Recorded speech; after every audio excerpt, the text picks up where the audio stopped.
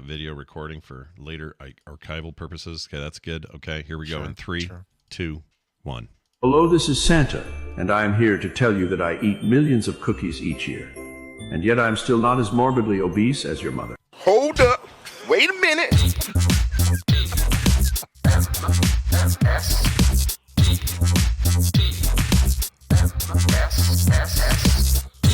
The Morning Stream. Ironic, isn't it? An archangel needs a monkey to get a vision from God.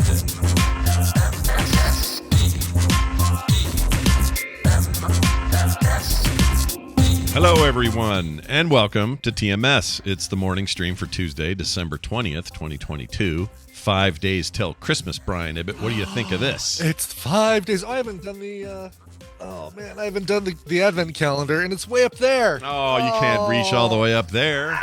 Let's do it. Let's do it. I'm going to drop a couple Groots. It's coming down. Hold on. A couple Groots got to come off of this thing because they're going to fall. 2 Groots, and you're all set. 2 Groots for Sister Sarah. All right, let's see what we got for day 20. Yeah, day 20. Big day. Big day. I'm going to make a prediction. All right. Alternate Thanos. Another Thanos, but a different version. Now, I will tell you that yesterday was Cookie Thanos. Oh, that was Cookie Thanos because we put it in the album or the show art. Oh, that's right. Yeah. So then now I'm going to change my thing. It's going to be Iron Man related. That's all I'll say. Okay. All right. Iron Man. Iron Man. Let's see what we get. Iron Man. It is. Ooh, it's a Thor that I don't have. Damn it.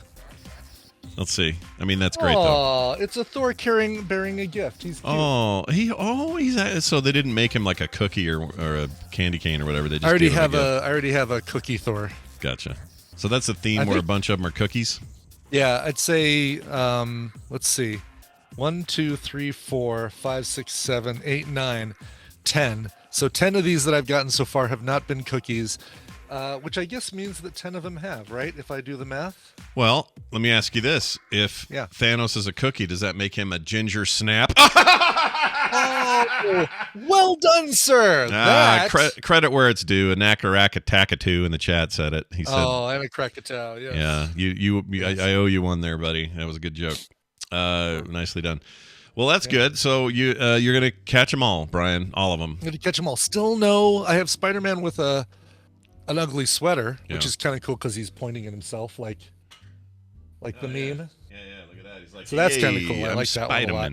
Yeah. Yep. But and I've got Hulk with presents, angry Hulk with shaking presents or doing whatever. So in theory, there's a version of every character holding presents. There's a version of all of them as cookies, right? Is that kind of in theory, yes. Okay. And they're just better. There's a Spider-Man on the box that has a Santa hat on, and that better be that better be in the box somewhere. Maybe it'll be Christmas Day. Maybe. You know what we'll do is on Thursday, we're just gonna open all the rest of them. We're just gonna. So in 2 days, we're opening everything that's unopened, which I think will only be like two or three that aren't open. But by the way, so in the 12 days of Christmas, which is not this. This is an Advent calendar, which is 25 days. right. Yes. But it reminded me. I was listening to a version of it yesterday, and I've never given it much thought until now. But I really don't understand the Lords a leaping. Like everything else makes sense to me. You got maids milking, you got diamond rings, you got weird birds. Let's think about this for 1 second. Do the maids of milking really make sense? Because are they just going to be constantly milking? Well, they're milkmaids, right? So that's their whole deal. I think every day they're up at 4. Are they wet nurses? Wait, hold on a second. I think every day they're up at 4 milking the cow. Right. Bringing it in. So they're just always milking. So what that transaction was I'm a very rich landlord, and I've given you 8 of these ladies. Sure. Is it 8 of them? 8 maids of milking? 8 maids of milking. Okay. 7 swans of swimming. So wait a minute. But what are those maids going to be doing? Because those cows ain't going to be producing milk 24/7. Oh, good point. What are they going to be doing while the cows once they've drained the udders of milk? That's a really good point. Maids are sitting around. Perfect point. Maids are idling. Maids are idling. Yeah, you could put them to work and have them do other shit. Sure. I don't know why can't they leap? They could leap. They could milking, leap. You're right. And then you could actually learn to pipe, maybe play a drum. See, maybe you could actually save me some money on what I'm getting my true love. This is the problem with excess and rich people. They just can't stop with that. They have to keep going. They don't think that the maids could milk and then later take care of the leaping. Nope, got to buy 9 lords. Help with the massive amount of bird shit that's going to be all over the place. Yeah, no Maybe doubt. they could help with that, right? No doubt. I don't know if you saw this. It reminds me of another thing. There's Sony's headquarters it's either here or in Japan. I don't know where. But their big Sony logo, it's just the word Sony up in the corner of a big glass building. I saw your photo of this, yes. Do you see all that? There's some bird living up there, and he is shitting on everything. Living in the S. Dumb bird. Why wouldn't you? Way more room in the O, bird. Yeah, live in the O, bird. Live in the O. Yeah, Maybe that's why like the poo's going everywhere. Apartment in the sky. But I love it, and I tried to imagine what competing video game bird is up there doing that. It's Banjo-Kazooie. Yeah, like a Nintendo, some kind of Nintendo thing. I was thinking the owl that gives you coffee in Animal Crossing. He could be up there just taking a dump. Or one of the ostriches in Joust. Sure, could be third party Angry Bird or something. Someone's mad at Sony. They're dumping it all over. Of course, Captain Kipper, first one on the job here with a nice link. Yeah, It wasn't Banjo-Kazooie. That was a Nintendo game, or was that a? It was Nintendo, but it was made by a Nintendo game made by Rare, which so technically it was third party, but Nintendo had the rights to publish. So okay, that's why. Cool. And Rare is currently owned by Microsoft. So in theory, I don't know if they have the rights to make one or not. They had the rights to make.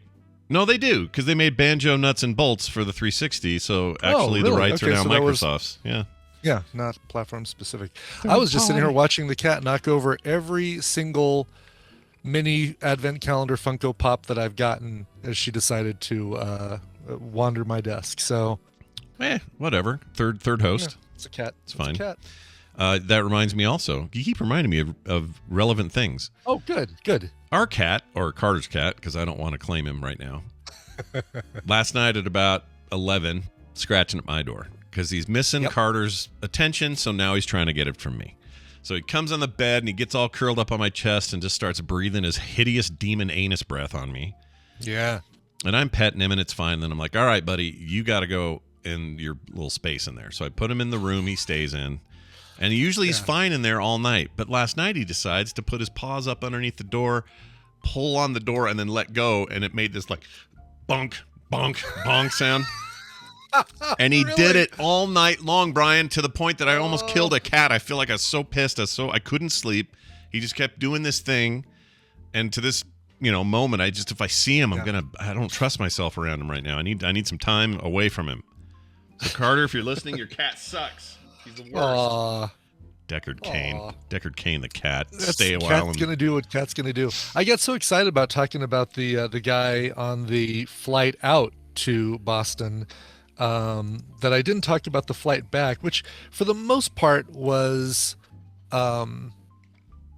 uneventful, except for the two babies. That were far enough, I always think about Kim when I hear a baby crying on a plane. It's like, that Kim would be over there trying to help the lady out and say, hey, can I hold him while you eat your bag of crackers or whatever they give you? Yeah.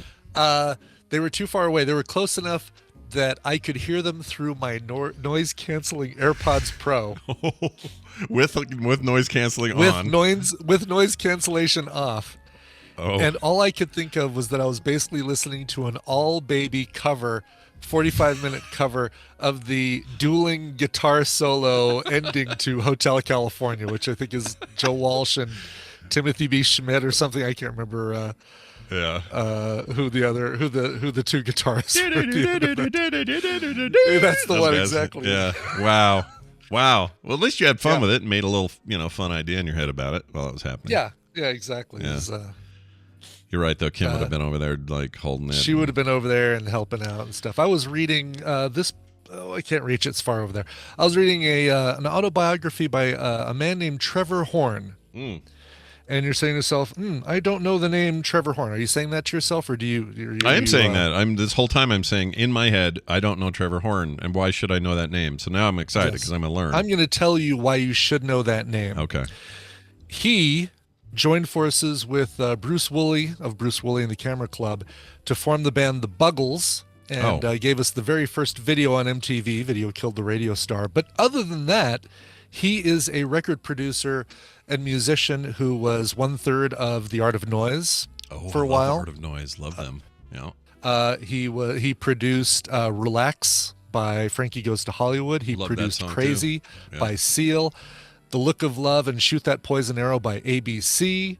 What else? There's so Jeez. much. Like, Quite the producer, man. I didn't know that. the sound of the 80s, in my opinion, is largely due to Trevor Horn. Oh yeah, yes, the 90125 album. So the band, yes, got it. The band, yes. Sorry, not the exclamation, yes. I was like, wait a minute. Brian just said, "Oh yes," and I went, Oh yes. wait a minute, what? Yeah, Owner of a Lonely Heart. That was all Trevor Horn, and it was the scraps left over from Owner of a Lonely Heart that led to The Art of Noise and Beatbox and Moments in Love and a lot of those I had no idea. great Art of Noise songs. I would say Art of Noise probably responsible for a good 80% of what drives me in music. I love anything kind of industrial, voice samples getting used. I love it. Like other songs from the era, like 19, the whole thing. Paul Hardcastle, yeah. Love that shit. Take California, more modern version of it. I love techno that includes that stuff now. I got to be in one with that laser song. Like, I love that. Right, and it's all back to Art of Noise. It does. It goes all the way back. And a piece of trivia that I learned that I think it's fascinating to a dork like me. What? Did you not knock enough stuff off? Do you try to knock more stuff off? Well, it's a cat, you know. Piece of trivia. So you know that moment in Close to the Edit by Art of Noise where to be in England in the summertime with my love close to the edit. Love that. She was a receptionist at the record studio that Trevor Horn owned. Oh, really? And she's also a woman who, at the end of Shoot That Poison Arrow, they have their little bit talking with her and Martin Fry at the end. Yeah. And he says, I thought you loved me. Now it seems like you don't care. And then she replies, I care enough to know that I could never love you. And that's the same receptionist. So she's like all over those early Zeng Tum Tum. She get paid for that stuff, do you think? Like, probably. Okay. Oh, I'm sure. I hope so. Yeah. I hope so. I hope so, right? Because those are but iconic. she's not the one who says, hey! No. That they use all over that Art of Noise song, and that the Prodigy captured and moved into Firestarter. Reused in Firestarter. Another band I adore. Holy crap, dude. Rest in peace, lead singer. Again, another, connection, and that so this book goes into all that? Like this book goes into all that stuff. I think I would really enjoy this. I think you would really love this book. It was such a quick read. I read it over the course of the 2 flights back from Boston to Chicago and the Chicago to Denver. And that hey was actually said by like Christina something Pilkington, who is heir to the Pilkington Glass Company in England or something like that. Weird. No relation to perfectly spherical head Carl Pilkington. As far as I know. No relation. I mean, maybe somewhere way back, but that's interesting. Yeah. That's fascinating. Anyway, I think I'd enjoy it. I may have to check it out. What's the name of the book again? The book is called Adventures in Modern Recording by Trevor Horn. All right. And I'm sure if there's an audiobook and it's read by Trevor Horn, that seems like it would be the way to go. Well, you think everywhere he sits, it's the horn section? All right. Speaking of music, this is perfect transition. Look at that. It's almost like we planned this, but we really didn't, folks. No, we didn't even talk about this. This is like all new to Brian. So here's a little thing I've been holding that I've been wanting to talk to you about since you left. And I got kind of into Neil Diamond lately. Don't know why, just am. And I've been listening quite a bit to his greatest hits, and he's got some remastered stuff, a recent Christmas album. Like, I don't know. I'm in the mood for this cheeseball business from yesteryear.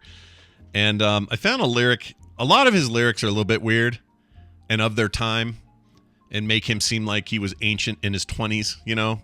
Yeah. That's just Neil Diamond. Well, one of these lyrics I hear a million times, and I need to talk about it because I have questions. Okay. All right. All right. Oh, I love this. Yeah, go ahead. And there's a lot of, one of them's a little creepy, like you'll be a woman soon. It's just right, a which little Urge creepy. Overkill covered for Pulp Fiction, and Yes, it's a little weird. You know, it is. it's like, wait, what are you saying? You'll be a woman soon. It's like, here's okay. my number.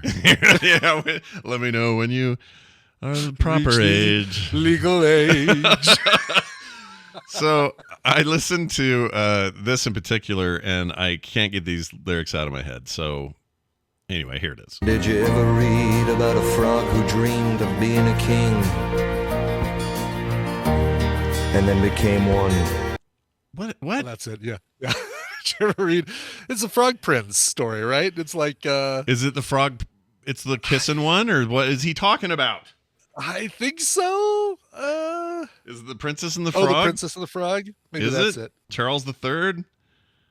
What does that mean? I blame it the is. drugs. Sometimes you just need something to fill a couple verses, and I guess so, man. He throws me. That's that whole song where he yells at a chair, right? Oh yeah, he does yell at a chair, so it's also weird. There's an LCD trip right there. Yeah, I said. That's right. He was it was a place and a time, right? Right. And if I was there, perhaps I also would have been hopped up on maybe mushrooms or whatever they were doing. Okay, well then that's out of the way. It's just weird, and I didn't like it. Here's the thing I really wanted to bring up. Sure. Okay. Oh, and then he has this great point in one song that goes like this. I've never heard anyone say deedly doo and tried to have me take them serious, you know? Yeah, no, because that's Justin Robert Young doing Adele's Rolling in the Deep, isn't it? Dead on. I didn't even think about that. That's probably why it jumped out at me. What was that? That was Brother Love's Traveling Medicine Show or whatever it's called. Whatever the heck it is, yeah. There's a bunch of old stuff on there. In fact, that song I don't even think I was familiar with, and so that really jumped out at me. But there's a really lot of great old he was really good at melodic sort of. He was. I don't know, whatever. It's weird though. You listen to his newer stuff, because I did that just to see, and his voice ain't what it used to be. Oh really? Yeah. See, I mean, for me, it like stopped, and we talked about this before about his shark jumping moment. I think was America or Song Sung Blue, or it's like anything before that. You know, give me Cracklin' Rosie, give me that song, that Brother Love, Traveling, whatever. That stuff I'm all over, but it's the stuff after that that's like, hello again. Hello. Yeah, that one sucks. That's not Love a great on song. the rocks, ain't no big surprise. Pour me a drink and I'll tell you some lies. I still sort of unironically like some of that, but not all of it. All right, okay. But I do like Forever in Blue Dr. Jeans. Calhoun, turn on your heart light. That is the most You know pandery 3 minutes of bullshit ever. Yeah, that's your Candle in the Wind. Yeah, it really is. Your redo of Candle in the Wind. I fully support the good point. Marilyn Monroe version. He should have just written a new song. He for should. Princess Diana. That's right. Look, just buy one less pair of giant weird pink glasses and make a new song. All right. You're Elton Freak. Actually, technically, you're Bernie freaking Taupin. Yeah, damn it. You could have written a new song for Princess Diana. You could have done it. All right. Yeah. Here's one more thing I want to share. It's a new trend that I need to understand so that I'm not so angry at it. It annoys the crap out of me. There's a new trend on YouTube. Oh, God. All right. I don't understand it. Some people are going to say it's worse than smash and subscribe and all that stuff. I think so. It's worse because it's the entire video. So I'm going to play for you an audio example. I'm not going to show the video just because, I don't know, it doesn't need to be. The audio is what matters here. I'm going to play this audio for everybody to hear. It's about 22 seconds. And you'll see what I mean when I get to the end of it. So here you go. This dad woke up early on the first day it snowed to write good morning in it so his kids could see it in the backyard when they wake up. After he wrote the whole thing out with even drawing a family picture, he then had to retrace his steps so he didn't make any more footprints in the snow to ruin it. He stood there for a while thinking it was finally done and then remembered he should add one more thing. So he drew a heart at the bottom. An incredible thing for this dad to do just to make his kids' day. Okay, now let me give you some context here. Yeah. What this is a dude whose entire channel does nothing but take other people's videos and then describe what's happening as it happens. Oh no, really? Now, not in a kind of like, hey, blind people, I'm here for you kind of way. Not like that. Yeah. It's not an accessibility thing. It's just him doing. I'd like some views too, please. And he's got a ton of subscribers. Oh, jeez. And he just does this with every video where it's like, okay, this man walked up to a thing. Like, literally, it's just him describing exactly what happens on screen. It's not like, here's a cool video, watch this, and then says something at the end. Or, here's my reaction to it. It's none of that. It's just him saying, here's what I'm observing, just like you are. There was nothing about that video, by the way. If I watched it silently, I could have seen everything he described. But he also adds the cheesy music and tries to this guy, what a great guy thing at the end. Fine, it might have been, whatever. That's cool. He did that for his kids. I don't have a problem with any of the video itself.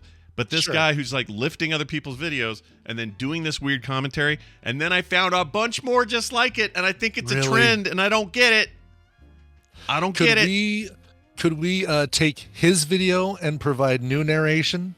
Yeah, we could. This guy is talking in this sort of voice, and he's stealing other people's videos and recording his own descriptions over them in a way to get more views for his own crap station. I love that idea. That's not bad.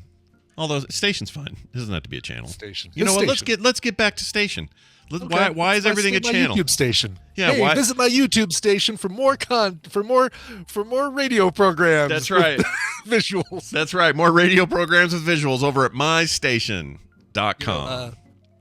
Hearing the description of his the video he was describing with the dad who wrote Merry Christmas, which at first I thought might have been in urine, reminded me of a joke. So the president wakes up and he looks outside, freshly fallen snow, Washington D.C. Looks out of the front of the White House and sees "The president sucks" has been written in urine in the snow. And he calls in his Secret Service. The head of his Secret Service department says, "Find out who did this. This is horrible. I won't stand for this sort of thing." Yeah. Secret Service leaves, comes back a few hours later and says, "Okay, well, we've had our scientists do a analysis. We've discovered that the urine, sir, I'm afraid belongs to the vice president. But that's not the worst of it." Okay. He says, president says, "Oh my God, what's the worst of it?" He says, "It's the first lady's handwriting." That's good. That's really All good. right, anyway, I have not heard that joke. That was good. I will share that one far and please wide. do. It's a great Christmas joke. It you need is. to break the ice around the table on Christmas. You can use that one. It's a Christmas miracle, everybody. Anyway, so those are my two big audio thoughts today. I don't like this new trend. Look, I know. No, I don't either. I don't approve of that whatsoever. And look, I'm not even. My big complaint isn't even that he's taking somebody else's video. I get reaction videos. I understand why people are interested in those. I get a lot of that stuff, but just narrating the video, unless you're doing it for some accessibility reason, what is the point? I can see it myself. I see what's happening. You don't have to tell me. Exactly. Annoyed. Exactly. Annoyed by this. And there are things, there's assisted listening things that'll work with the person's original channel that put up that video. That's right.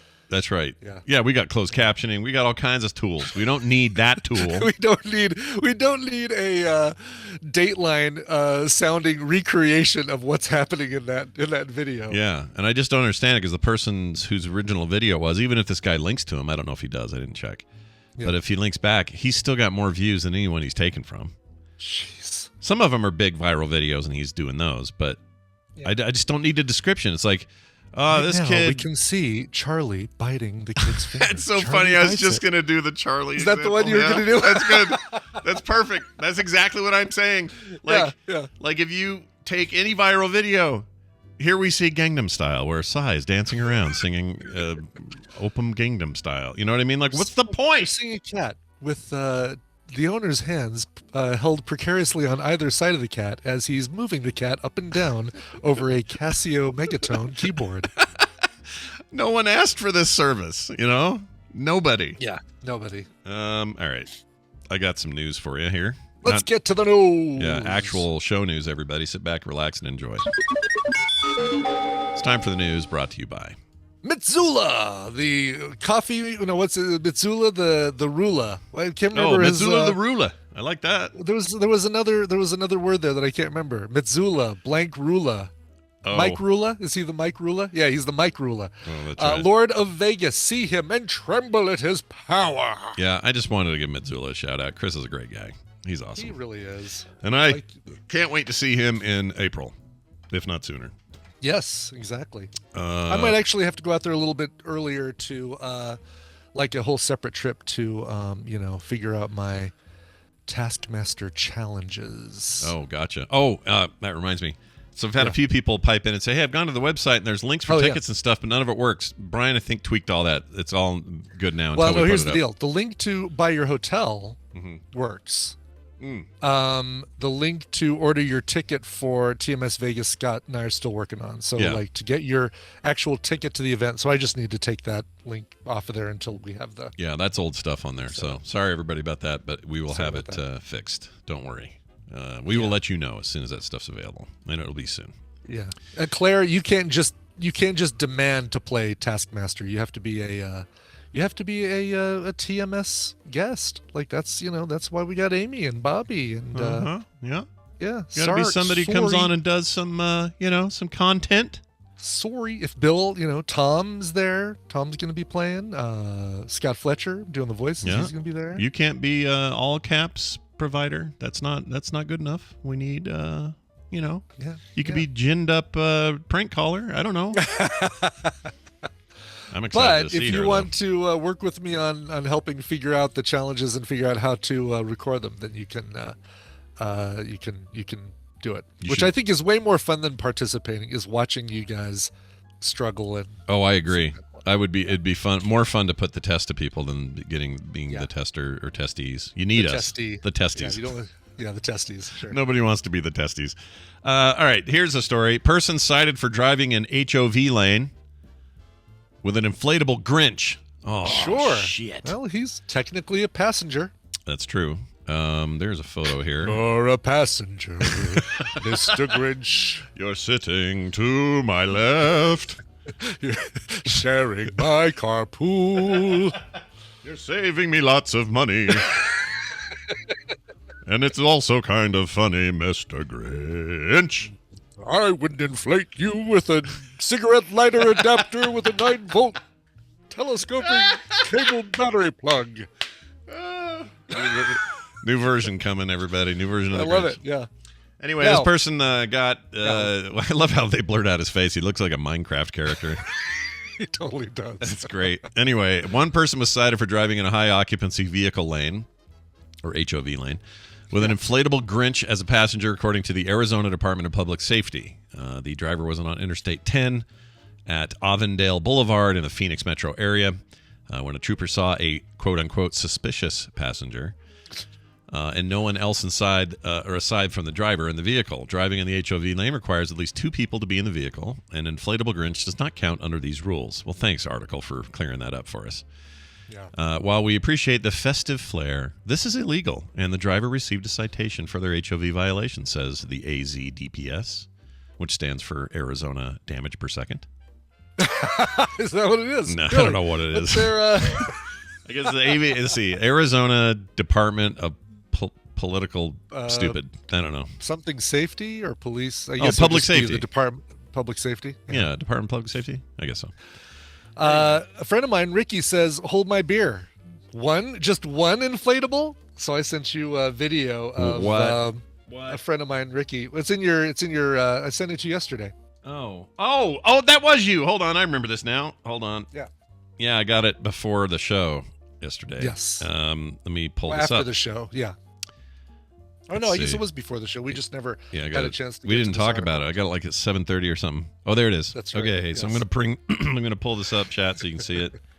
So this is my friend Ricky, who has not 1, not 2, but 3 inflatable Christmas characters in all the seats of his car. And what's great is that when he turns on the car, that's when they all inflate. So as soon as there's power going from the cigarette lighter to all these inflatables, and so it's all like they all just like come I love it. As soon as he and he did this for funsies. He's not trying to get away with anything on the HOV, right? Yeah, he doesn't apparently doesn't drive anybody around in his car this time of year. Oh, so great. he just drives around with these guys in his car the whole. That's awesome. All right, I'm gonna chat. Here's the video. You can see it. Go on when you start the car. So he starts the car. That's his Mrs. Crazy Neighbor, by the way. Oh, is that her? She about to break out to some yacht rock? She is. Oh, This is amazing. And he's got the Grinch next to him. He does, yeah. That's great. And he doesn't look like a he doesn't look at all like a Minecraft character in his video. No, not at all. Not at all. No. And then when he turns off the car, they all go. So they're only up while he's driving? They're only up while the car is running, yeah. It's like a... That's great. I think I want to be your neighbor. That's what Mr. Rogers says. Sadly, he's not a neighbor. He's a friend who came over. We went to the big drag show a few weeks ago together. Nice. Oh, yeah, that's right. And was he at the... I don't know. It wasn't. That was Chris Brown doing the performance thing. Never mind. Right, yeah. Confused which friend you have doing what. Yes. All right, well, there's that story. I guess the lesson is don't... I mean, he's big and green. What do you think you were going to get away with there, you know? At least exactly. It's kind of obvious. Like if you know, I mean, the mannequin at least could fool somebody. Right. I even see those sometimes fooling people. I see those in cars. Do you really? Like actual mannequins? Yeah, on the freeway not long ago. Last week, Kim and I went to the mall that day, which was a huge mistake. Yeah. The guy, we saw a guy in the HOV lane with a dummy, and I wasn't sure until we pulled right up on tight, and I looked over and I'm like, yeah, that's a fake person in there. Woman in the passenger seat going... She's so freaked out. For those out. of you listening to the audio only, I was doing my impersonation of a blow-up doll, folks. And if you could send me a clip of that, someone in the chat, I would really like to make a GIF. If you don't mind, you know, like if you're just sitting there. Sure. Get that going. All right, There you go. let's move on to this story. Scientists found... this is big news, everybody. All right, okay, good. Scientists, plural, finally found the clitoris on snakes. Oh. Yeah, and they're two. Oh, they're one up on me. They're two on snakes, so they're two up on you. Now they're two up on me. Yeah. It says here every snake's got two. Female snakes have not one, but two clitoritor. Clitori. Clitori. According to research documenting the first formal evidence of the sexual organ in snakes. I don't know why it took us this long, but we're finally there. This two-part clitoris, called the hemiclitoris, is present at least in 9 different snake species. I love it. Just the first 4 letters, hemi or hemi, on the front is enough to make you. Ugh. I don't know why it made it sound weirder, didn't it? I don't know. It's weird. It did actually. Yeah. Hemiclitoris. Yeah. My wife's got a full hemi. Brian's got a semi. Wife's got a hemi. Anyway, sorry everyone. There's a lot known about male snakes and their genitalia, but not much, really anything about the female, says Morgan Falwell. Nothing to do with the people who rip people off for church money. Let's hope not. Yep. At the University of Adelaide in Australia, previous research was, quote, kind of all over the place about whether the snake clitoris even existed. This feels like a joke because that's kind of the joke, right? It does, doesn't it? Like there's got to be a punchline. Wanted to settle the for debate. The end of this. Yeah, exactly. Faldwell says her colleagues began dissecting female snake specimens from the University of Michigan zoology collection. They said it didn't take much searching. If you peel back the skin, it's right there in front of you, she says. Jeez. Right under the snake's tail there, dissections and micro CT scans revealed a range of hemiclitoris sizes and structures between species.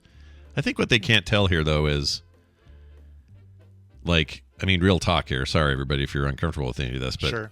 The female clitoris is a pleasure zone, you know? Sure. And thank goodness, because we shouldn't have all the fun. That's right, exactly. Got to find little man in the boat. That's right. That's right.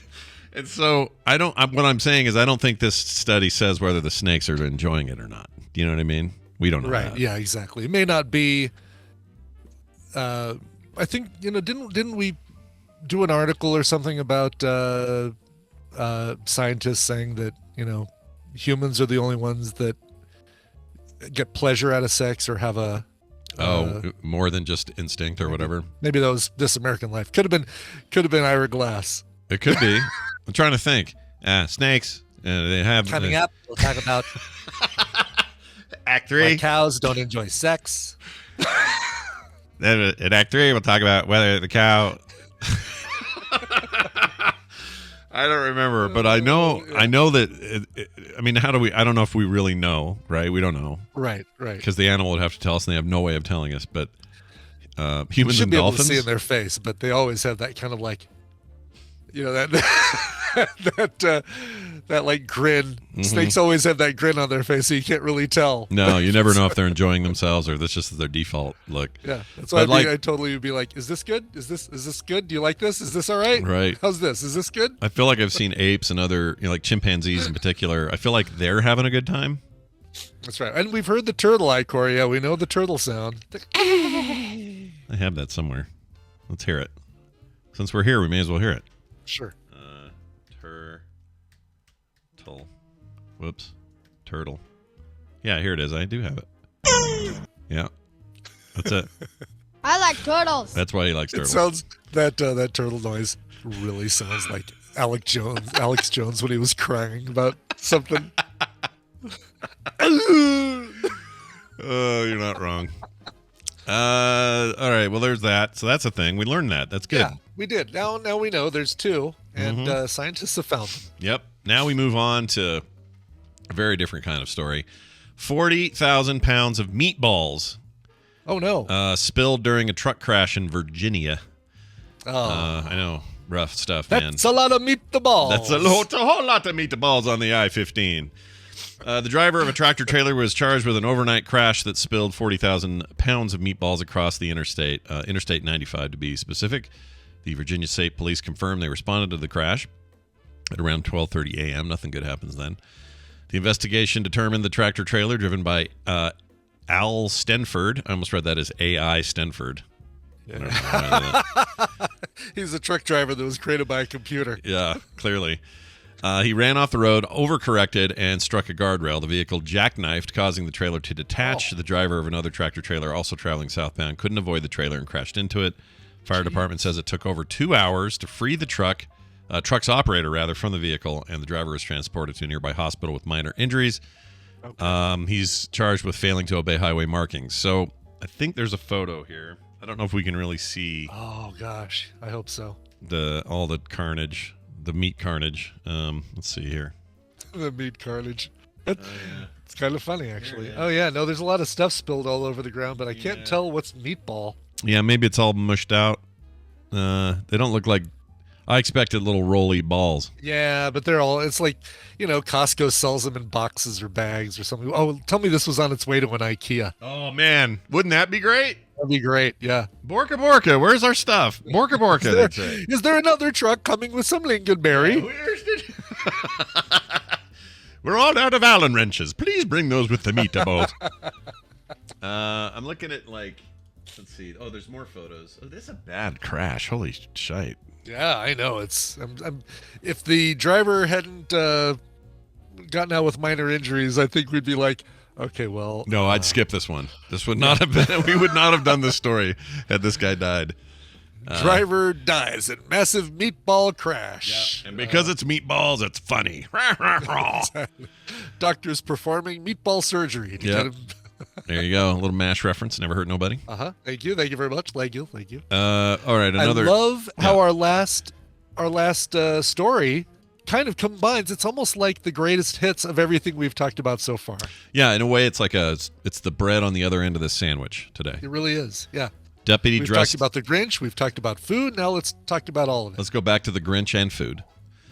Deputy dressed as a Grinch, the Grinch rather. There's no a Grinch. It's the Grinch. The Grinch. Yeah. Mr. Grinch, really. Yeah, truly. Gives onions to speeding drivers. Interesting. Several motorists who were speeding through an elementary school zone in the Florida Keys received an odorous onion as a reminder to slow the F down from a county sheriff's department dude dressed as the Grinch. Colonel Lou Caputo, a 37-year veteran of the Monroe County Sheriff's Office who conjured up the concept more than 20 years ago, was back on the streets on Tuesday. Ooh. Drivers who travel about 5 miles per hour or less above the school zone speed limit can choose between traffic citations and an onion presented by the Grinch. So speeding, I'd take the onion. I know what I'd choose. Yeah, I'll take the onion. Yeah, unless he eats it and vomits it in your back seat, I'll take the onion. This seems insane to me. Yeah. I don't know why that's. I was gonna say. Well, I'm trying to decide paying a ticket or just cleaning up some onion vomit. Yeah, let's see. $200 I'll take ticket. the ticket. Yeah. or onion vomit, yeah, I'd probably take the ticket. But if he just handed you an onion, I'm taking the onion. Sure. Yeah, absolutely. I can take that home, make something out of it. Right. Says it's about education. Yeah, the bloomin' onion. It's about education, he says. Awareness that our school zones are still operating even though it's the holiday season. He says we want people to slow down. He said he portrays the fictional character created by children's author Dr. Seuss to give motorists a quote-unquote gift, but also to call attention in a nice way to the need to obey speed limits in school zones. It catches them off guard, says the policeman. But when I give them the clear choice of citation or onion, they will take the onion. And I've had them eat the onion right in front of me. Oh, see, now there we go. Yeah. Eating a raw onion, that is the way to do it, right? There's your punishment. All right. Either you get a ticket, a citation, or you peel and eat this onion right in front of me. Yep. And Dr. Calhoun, you're probably right. He says this is about cops giving a fluff story to distract from their shit. Maybe, but I don't want to I'm sick of that world. I don't want to think about that stuff today, okay? Let us have our fun. Okay? Wow. Not everything needs to be horrible. Yeah. Dr. Calhoun is doing his cover of Dice Tomato today in the chat room. It's a pretty good cover. It's a pretty good cover. Yeah, it sounds a little too much like the original. Oh, yeah. Those aren't Brian's favorite covers. He'd prefer it to be your own spin on there. He's like, put your own spin on it. Jeez. Now, Tally, don't pile on now. Now, we're not going down this road. We're trying to have a nice Christmas week of goofy stories. It doesn't all have to be gloom. All right? Yeah. Let's turn our sights toward happier thoughts. All right. Moving on. We're going to take a break. When we come back from this break, we're going to spend some time with Bill and his creative ways. We had Bobby, but he had to bail last second. Had some kind of airplane thing. I know. Flight emergency. I know, right? Lame. There's fog, and Santa said, "Bobby, with your flight training, won't you help me get my sleigh through the raining?" Yep, that's the old. Trying to rhyme the training and raining. But I see. No, I think you did a good job. Yeah, thanks. Take that, Dr. Seuss. Are you even a real doctor? Brian did it better. Anyway, we're going to take our break now and come back with all that, plus some emails and some other stuff. So stick around. Brian, who are you playing off the break with here today? What are we doing? Well, we talked about electropop earlier. I think pre-show we talked about Trevor. Or no, we did talk about during the show Trevor Horn. Let's listen to some electropop. An indie electropop duo, Alexandra John, made up of the middle names of the twins, Liza and Weston Kane, who are the basis of the band, right? So it's twins, actual twins and musical twins, Liza and Weston Kane. Their middle names are Alexandra and John, and that's the name of their band. How cool is that? This is one of the 3 singles that they released here in 2022. The most recent, it is called Demons. It's from the album Healing. Here is Alexandra John. Hey, as long as you don't make me smell your anus. I'm sorry, Fry, but astronomers renamed Uranus in 2620 to end that stupid joke once and for all. Oh, what's it called now? Urectum. As I believe the Earthlings say, lay it on me, man.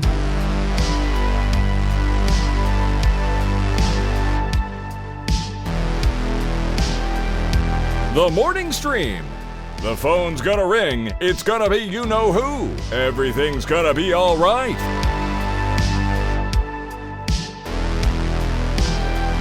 And we've returned. Remind me. I need to know who that was. Sure. That is courtesy of Black Panda PR. That is Alexandra John from their new album Healing. That is just one of the 3 singles they've released from that album this year. That song is called Demons. Go check him out. Alexandra John. Very nice. Very nice indeed. All right. We're going to get Bill on. Bill on. The week of Christmas. Get some Let's get it on, Bill. Some last minute creativity talk here, which never hurt nobody. Yeah. And, nothing like making presents for family. Nothing like it. Your bat cave's open there, Bill. Hey, Bill. Welcome back to the show. It's Bill Duran, all the way from punishprops.com. Joins us on Tuesdays and talks about the world of makers and making things. Bill, what's going on, man? How are you? Good morning. I'm doing great. Excited. Yeah? You got the big Christmas plans all set and whatever the heck you're going to do? You all good? Gonna be chill here. My brother and his wife and their kids are flying to see my other brother and his wife and their kids, and I'm not. It's going to be a quiet Christmas here, and if we're lucky, we'll get a sprinkling of snow, but it is raining, so I'm not going to hold my breath. Well, welcome to Seattle. Yeah. Real quick here, I just I forgot to mention this earlier, but it's a little bit weird. For the first time in my entire life, like my whole life, I'm going to, well, let's keep it to the marriage, because prior to that, it was always with family, like my parents or then friends or whatever. But for the first time in my entire marriage to my wife Kim since 1992, we've never had a Christmas Eve alone, just her and I. Oh, that would be nice. And that's happening this week, which we didn't even quite plan. It's just that all the other plans aligned, and we were like, oh my gosh, we're alone. And we're actually looking forward to this. It's going to be great. That's cool. You know what you should do? Celebrate. Go watch Avatar, or stay home and watch RRR. We're watching RRR. That's coming. That's my first move. But I do want to see Avatar. But the tickets are already sold out, which I'm not used to for Christmas for Avatar, Day. Really? Yeah, Christmas Day. Well, for our 2 theaters that are near us. Yeah, they're both sold out for Sunday, because we tried, and I freaking movie theaters, dude. Yeah, you could just watch Andor again. We just finished that, and I'd watch just that did again. A rewatch? Oh, it's so good. It's so good. What a great show. It's good. I'll bet that show, as good as it was, I'll bet it's even better with a just a binge straight through, like where you're not waiting week to week. I do want to watch it again, but I want to watch Rogue One again before I do. That's what I want to do. Yeah, me too. Hits different is what I'm told, so for sure. Kind of want to see how that goes. Well, Bill, let's get to it. You got some cool ideas for folks here on this Christmas week 2022? I do. This is a really fun one too. So I'm obsessed with Lego. I mean, sure, lots of people are. Not a unique thing. I have many kits on display around my house. I have the big. I guess I'm kind of bragging. I have the big Slave One in my kitchen. Wow, weird flex, dude. I know, right? I've been speaking of Christmas too. What I've been doing with a lot of my older, smaller Lego kits is I've been repackaging them and giving them to my nephews as Christmas presents for like the last 3 years. Well, let me ask you about that, right? So when you get a big old Lego thing, you get 5 or 6 bags with big Helvetica printed numbers on them that collect all of the items that you need for that stage of the build. Yes.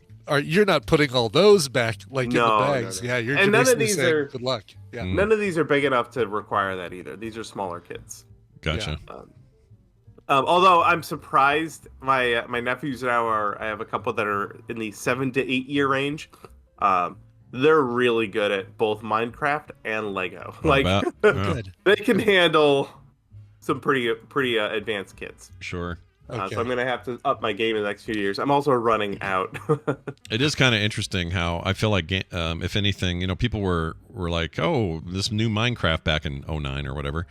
This new Minecraft is a lot like it's basically video game Lego. I wonder if kids will even care about Legos anymore. I think the opposite happened. I think kids got really into that, and it gave them a taste for a physical, definitely. thing. Yeah, I think so. I love that. I think that's great. Based on the reactions, my nephews go bonkers for these things. So I would say Lego is hotter than ever among the youths.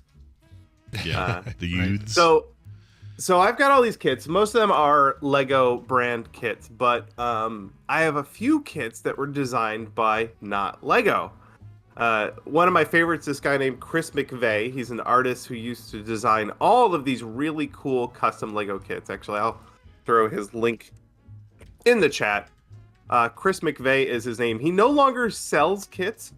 Excuse me. He used to sell kits. I bought his DSLR camera one a while ago, which was very cool. But he got hired by Lego. He works there now. Oh, geez. But if you're looking, he gives out the instructions for all of his kits for free. You just have to order the parts yourself. Gotcha. And his kits are so cool. He makes all these little arcade. Like, Scott, you're going to see these little Lego arcade things. Oh, I'm going to lose my mind, dude. Yes, that's what I want. If you're, of course. Like, lately, I can't really think of a Lego set that actually draws me that much right now. Like, I'm just not, I don't know why. None of the newer stuff really gets me. I check the Star Wars stuff, it's fine, but I'm just like, I really want to do that one.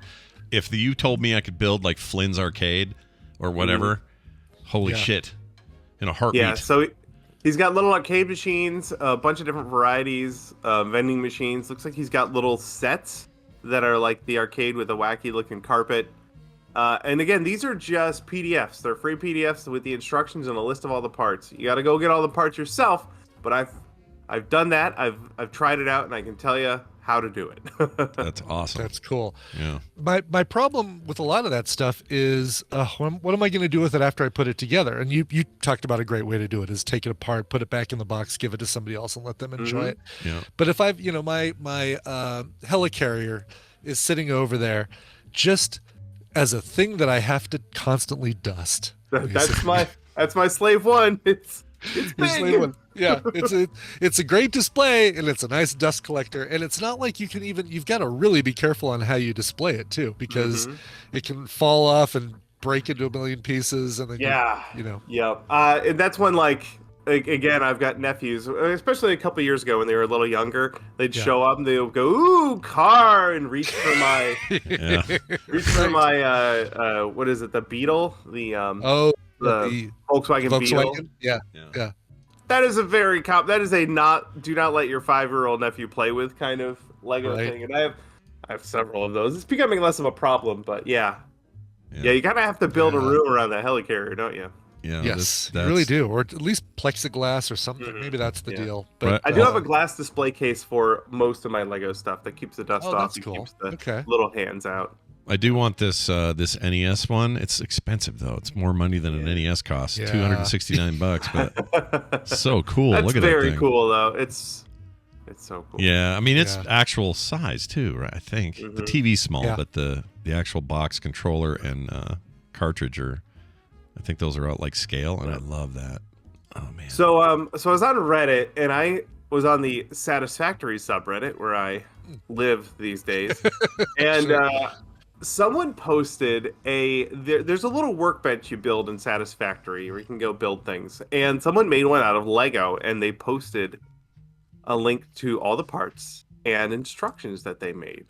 Okay. So I did it. I ordered all the parts and I built my own. I tweeted a picture yesterday on Twitter, and it's adorable. It's this little workbench that's minifig scale that looks just like it popped right out of the game Satisfactory. Oh, look at that! Oh, that's so cool. Right? I've played enough of this game to know exactly what that is, and it's weirdly nostalgic for a game that's still in early access. That's fun. Yeah, right? I think I need to play that thing. Oh, you'd love Satisfactory, Brian. It's so rad. I would. I bet I would. If either of you starts playing Satisfactory and you'd like me to join and help out, let me know, because I love that game so much. Pretty sure it's coming to, when it finally exits early access, that thing will be on consoles as well. Right now, PC only, but it is a rad game. There's little tools. There's a little vice, that red part's a little bench vice. Yeah, look at the little blue chipper thing that you use in the early goings of the game. We got to chip the stuff. That's so great. So cool. This is how it worked. So he provided instructions and a list of the parts, and there's a website called bricklink.com, and you can upload the list, and it will go find individual sellers who have your parts, and it will put together as few orders as it can. For me, it made 2 orders with 2 different sellers to get all of my parts. I paid for each of them, and then a few days later, all of my parts showed up. It was pretty cool. I've never used Bricklink before, but if you were going to do one of those Chris McVeigh kits, you'd have to go look at his instructions, get a list of all the parts, and then go to Bricklink and buy them all. And it worked great. I got my parts, and I built my thing together, and it's so cool. It's like so few people have this Lego kit, because there's this extra hurdle to go into buying it, but I have one, and it's adorable, and I'm going to keep it from that one's not going to the nephews. That one I'm keeping. Yeah. Ooh, some of the stuff's pricey. I'm sure. Wow. Yeah. Okay. I think this Ferrari kit I'm looking at. I guess people sell them once they assemble them. They resell them. Anyway, they're selling for like $380 on here. Yeah, I think people will put together there are kits that are no longer available. That there is a snowspeeder kit that I really, really wanted, but they don't sell it anymore. And if you buy that kit on eBay in the box, it's thousands of dollars.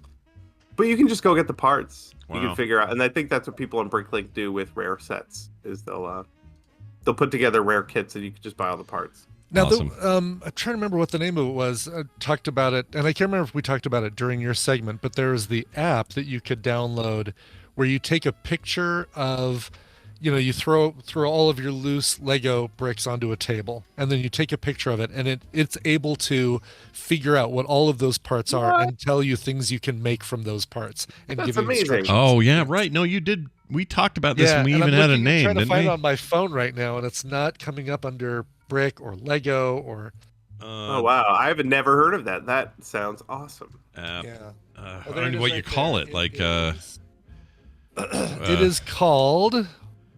because if you look for Big Lego thanks app, to you just Captain find like Kipper for finding it. It is called. Where is Captain Kipper always finds this stuff, it? man. It really is. Yeah, he's like the best at this Such sort a of thing. freak. Brickit. Brickit. Yeah. So Brickit. so you literally just dump it on the table, and it's Yeah. smartly like, here's a good use for AI, everybody. It goes and just sees what everything is, and then says, yeah, you've got this many of these, this many of these, this many of these. It's like having your own Rain Man in your phone. Is really what it is. Yeah, exactly. Yeah. You could definitely build a dock. definitely build a dock. Got to watch Wapner, but while I'm watching Wapner, you can totally build the Star Wars thing. Yeah, it's pretty cool. It's worth getting, I think. I don't really have this problem, but I remember when Brian first talked about it, I just thought that's so rad. There's an application for your computer you can get. I think it's on Bricklink's website. It's called Studio, and that's what people use to design their own kits and instructions as well. So if you want to get into that world and design your own kits for other people to put together, the software's out there. It's like CAD for Lego.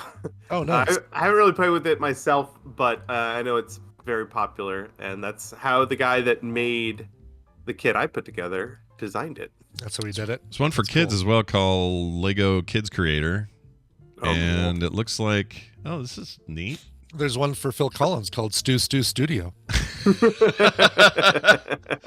Well, may he ever live, is what I say. Well, all right, that's awesome. You know what? I'm among many kids of many generations who woke up on Christmas morning and broke out a bunch of brand new Lego and built stuff all day, and you were happy as a pig in poo. So talking about this, I think, is completely appropriate for this week. So hopefully somebody out there will be having a good time on Christmas morning. Yes, definitely. My nephews for sure with their new kids. Absolutely. Bill, as is always the tradition, you leave us with a little link there. What do you got today? Yeah, so one of my favorite YouTubers, This Old Tony, has a new video out. There is a Secret Santa, Maker Secret Santa going thing. Let me start over. YouTube Maker Secret Santa. So makers on YouTube did a Secret Santa with one another, and Tony made some custom screwdrivers that are very, very nice screwdrivers. He shows how he did it. But also, he made something for someone else, and he got something from someone else. So if you want a whole string of videos of people making stuff for other people. Oh my God. I thought that was like little lights overlay on his thing, but now I'm looking closer. No, that's just a big pile of string lights in front of his hands. Oh my gosh. Tony's a goofball. I love his videos. Literally made screwdrivers. That's crazy. Sorry. Listen, I love being part of the Tadpool Secret Santa. I do it every year, and Tina does it, and I'm happy, especially happy to send somebody overseas, because I always say that, I'll happily do pick a Secret Santa that is outside the U.S. I would love to separately do a Maker Secret Santa where you create something unique. It's not like, I'm going to go to Thingiverse and download a giraffe and print a giraffe for you, but like actually make something, like do a custom Maker Secret Santa. That would be such a blast. Yeah, it'd be really fun. Everyone has to make their thing. Sew it, knit it, draw it. Like this Furby organ. Holy crap. Yeah, it's the Furby organ's amazing. Oh, it's so good. We did that. Some years our the Prop Tarts, our group on Facebook, they will do a Secret Santa. They didn't do it this year, but it's that sort of thing where you make something for someone else. Yeah. That's really it's always like if you get something that someone made or you specifically, feels great. Pop-Tart's such a great name for a community. Pop-Tarts, Pop-Tarts? Yeah, I love that. Who came up with that? Was that you? Was that Britt? They did. They did. Became self-aware in about 2014 and made a Facebook group. And that's how the Tadpoolers did it, too. They made that up. I can talk about it here because he's already received it and he loves it. But Hammond, I wanted to make something for Hammond this year, and the big joke that we have on Soundography is Dream Theater, one of his favorite bands, or maybe his favorite band. They have a propensity, as many people know, to create songs that are like 10, 12, 15 minutes long.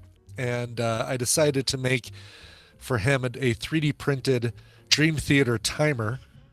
And so I went and bought a little timer, a little circular timer, and then built an entire Dream Theater case around it so that you can time your Dream Theater song. You can actually remove the timer and actually use it as a useful gift. But I love the idea of doing something custom and making it. Talk about that next year. Maybe there's something to that. I think that sounds like fun.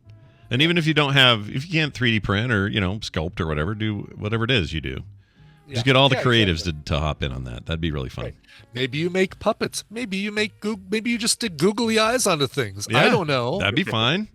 Maybe you drink gin and make drawings in the snow with your pee. I don't know. I don't know what you do. Right. I'm not here to judge. Barf sculptures. I don't know. Barf sculpture. Whatever. Yeah, make a vomit sculpture. I'm down. Well, there you have it. As always, good stuff coming out of Bill. Stuff's always coming out of Bill. It's always good. If you want to check out his work, of course, punishprops.com, and keep an eye on all that stuff for the new year. Oh, yeah. Big cool stuff going on. Bill, have a Merry Christmas. You too. And we'll see you later. Guys. Bye now. See you, Bill. Bye. I have to go add that link to Quick TMS because I forgot to do that last time we had Bill on. New post. What is it? What do we call it? Making Things with Bill, right? Making Things with Bill. Yep. Yeah. I call it Punished Props, I guess is what I call it. Oh, gotcha. That works. Yep. All that stuff works. Yeah. Very nice. Hey, I got an email to read. You want to hear this? I do. I'd like to hear all of it. Good. Here it is. John Hines, a.k.a. Bean Man, wrote in. And he says, hey, S&B. On the TMS 2390 random joke about RSS. Sorry. I'm thinking about RSS because I'm doing a host thing. Oh, yeah, I saw that. Sorry. Random joke about RES erection or res erection. Oh, yeah. And Plastic Man superheroes. I listen to a lot of power metal music, and there's a band called Resurrection by Erection by Powerwolf. Okay. So it seems like maybe that's the album name, and Powerwolf's the band? I don't know. I guess so, yeah. Huh. Scott, you will love the lyrics to the song, and it is so much fun to listen to. P.S. Oh, so I'll check that out. P.S. My 5-year-old son sings this song in the car, not knowing the meaning. I just hope he doesn't sing this at school. Long-time listener, first-time emailer, John. Well, John, that'll change. Your kid's not going to stay tiny forever, so enjoy that. They'll very quickly start singing some very embarrassing stuff when family's around, or at times that you don't want them to sing it. Yeah, sure. That's how it works. So best of luck with that. Now, the one thing I did want to recommend, since he was talking about heavy metal, I didn't know this existed, but B, I didn't know how good it was. I saw a list of the 15 best 15 best metal albums on Rolling Stone. Ooh. And they had at number 2 Ozzy Osbourne's Patient Number 9. And I didn't even know he had a new album, brand new album. And I thought, I used to love Ozzy, and I, still do, and just whatever. But I figured, he's well into his 70s now. I didn't know if he was doing anything cool or whatever. This record is so good, Brian. It's so good. Really? Yeah, and he listen to these people he works with. One of the co-founders of Black Sabbath, what's his name? Tommy Iommi. That's him. He does a couple of tracks on here with him. Uh-huh. So some, getting back to basics with those two guys. That's a lucky guess right there, yeah. by the way. The lead track, Patient Number 9, features Jeff Black on guitar. He's got one featuring, Eric Clapton of all people is on one of these tracks. Oh, really? Okay. Those are two people I've never heard of working together, so that's kind of cool. I'm surprised how much I like this. It's so good. It's really good. And it doesn't feel like Ozzy's missed a beat. He sounds like he always did. That's so cool. Maybe he's super overproduced and always sounded like this because he was overproduced. I don't know, but yeah, man, it's really good. That's awesome. Anyway, we're checking out if you guys are interested in heavy metal this year. All right, Tina and I we're talking about it's Christmas time. We were listening to some Christmas music in the car, and Do They Know It's Christmas by Band-Aid came up. Yeah. classic from you. And when you and I were young in 1984, we were listening to this and it was like, oh my God, all our favorite musicians are all together in this one song. This is so cool. Yep. It seemed pretty neat back then. And then in 2004, they did Band-Aid 2 or Band-Aid 20 or whatever it was called, that did a cover of it with people who were popular then. They did another one in 2014 for the 30th anniversary. And I'm just going to point out that we're about 2 years away from the 40th anniversary of Do They Know It's Christmas. We need to start figuring out who needs to sing in this. Like we were thinking, all right, well, Adele has to sing in it. Other British singers, Ed Sheeran has to be part of it. But we don't know who's going to be popular in 2 years, so it's got to be. There's a little bit of a mystery involved with this. Yeah, that's true. Because by then we don't know who will be. Who's the Adele up-and-comer. might be old hat by then. Mm-hmm. But Bono has to be in it because he always has to sing. Yeah. Tonight, thank God it's them instead of you. Just bring him in. Have him be the one old guy. He did that on the other two. He did that on the 2004 and the 2014. Yep. He's your Cliff Clavin for the Pixar movies. Just gotta keep, right, exactly. You gotta keep bringing him in. Yeah. Anyway. You know what? Great, bring it on. When they, if they do it though, do you call it is it a rip-off of Band-Aid? Oh wait, it doesn't work. Band-Aid rip-off. I love it. Pull the Band-Aid off. I will say this. The last two have been a ripoff. Yeah, the last two versions they've done, joke or not, they've been a complete and total ripoff. Do you think that just fades into memory once all the Gen Xers who grew up with that die off? And because there's no Gen Zs who know what that is, right? They don't know. Or maybe they do, right. And I'm just not giving them enough credit. I don't know. I mean, you and I know it so well that we don't even think about it. But I'm looking at, all right, so they had Australian for the 20th anniversary. Oh no, I'm sorry. Band-Aid 2 was 1989, so that was just 5 years later. Oh, and that had Kylie Minogue, Lisa Stansfield, Wet Wet Wet, Bananarama, who were involved in the first one. Bananarama, oh my gosh, Bananarama. I haven't heard their name in a while. It's been a bit. Yeah, I've not heard that name in quite some time. The sequel had Natasha Bedingfield. Oh, Chris Martin from Coldplay, Dido. Feeder, that's cool. Justin Hawkins from The Darkness. Sure. Sugar Babes, Joss Stone, Snow Patrol. I mean, one of the keys to this, don't you think one of the keys to this is to get as diverse a group as possible? For sure. Not staying just top 40, but like, here's a metal guy, here's a rap guy, here's a, right. Whatever. Lady, here's Bjork, or here's whoever. Exactly. Still got to be popular, but I think Bjork wasn't. The 30th anniversary one. Was she? She wasn't. She wasn't. Okay. Yeah. No, but what a shame. Ellie Goulding would be a good one. She was actually in the 30-year anniversary. Oh yeah, she's great. I really like her Bastille, voice. Yeah. Chris Martin from Coldplay again, Sinead O'Connor, One Direction, Seal, Ed Sheeran. Yeah, the Ed Sheeran. People like the Ed Sheeran. He was already in the 30th. Roger Taylor from Queen was on drums and keyboards. Anyway, so we've got 2 years. Let's start thinking about. Ed Sheeran looks like somebody's little brother at a sleepover nobody wants to hang out with. It really does. It's like one of the Rugrats kids sort of grew up and became Ed Sheeran. Yeah, sort of is the operative word there, because he really hasn't changed much, and he's incredibly talented. Like, he really is. Mind-boggling. But if you just saw him, you'd go, get in line behind me. I got here first, you weird kid. Like, you just, I don't know, something about him. And those of you on the audience, men or women, who just say, oh my God, I think he's so handsome. Would you think Ed Sheeran was so handsome if it weren't for his music? Would it be like... The answer is no. The answer is no. They can lie to me all Claire they want. says he's a sex god. You see Ed Sheeran washing your car at the drive-through car wash thing. Like, yeah. He's cleaning your window. Do you say, that is a handsome fellow right there? Yeah, but I will say this, Claire, and this is why you like him. He's an average dude with extraordinary talent. I think I'm a dude speaking here with fully heterosexual tendencies, but I find that attractive in people. Yes, where they don't need to look like a freaking chisel cut model. They're just people that do amazing work. It's why I like movies that don't get all WB and make everybody pretty, or television shows. Like, I don't like the Berlanti effect.